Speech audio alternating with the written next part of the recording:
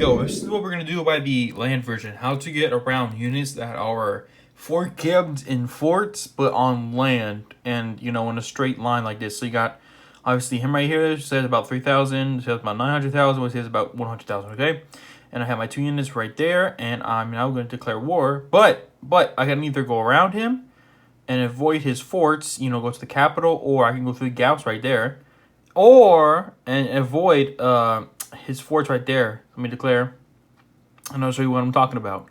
So we'll do conquest, and we're just going on Italy. We wait for it loads up a little bit. There you go, war against us. There we go.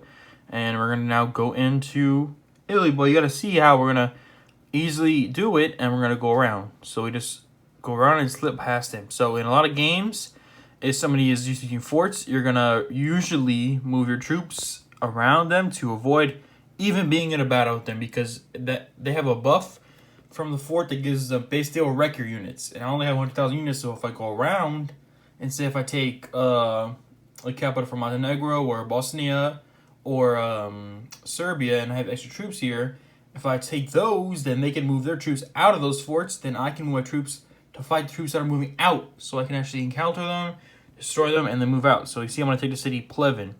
Now, once I take the city right there, the AI is going to go straight for it. That's how you also lure AI out of forts once players build them. And then the same thing when players do it, usually is, say, like if you take Italy's capital, or if you take a city just like Bulgaria's capital, and somebody has forts near the border right there in Istanbul, they will have to move troops to try and secure back their capital, because they will get worried. They will get worried that they might lose their capital. You see how the AI just goes straight for it? Now that the AI has no buffs, they don't have the defense buff or entrenchment buff that it will give you. Now you can just go for the capital, land there, and you know the enemy would have to move something over there. Now you see there's like 100,000 units there, 200,000, 200,000, 900,000, and that's a 300,000 and 200,000 together.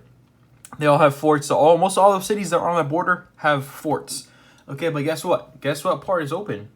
The cities north of Bulgaria near the Romanian border. Now what I'm gonna do is go like that with my troops and just send them to the city right there. And what is that unit going to do? Nothing. They're entrenched. They have the fort boost stuff, but they cannot stop my units. I can go around. I can take the capitals there. I can take Albania as one. I can move over to Naples, move over to Rome, and Florence, and so on. But that's the thing. You have to be very smart about how you use forts and how you go around forts. Now I'm going to take the city.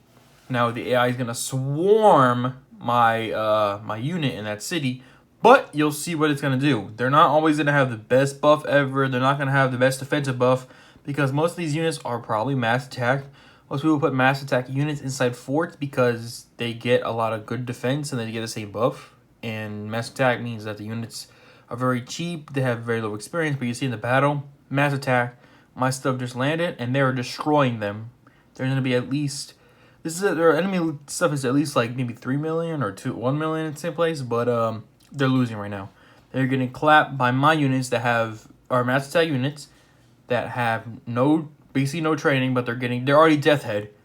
So this is the good thing about avoiding forts. Avoid forts. Go through them. Go around them.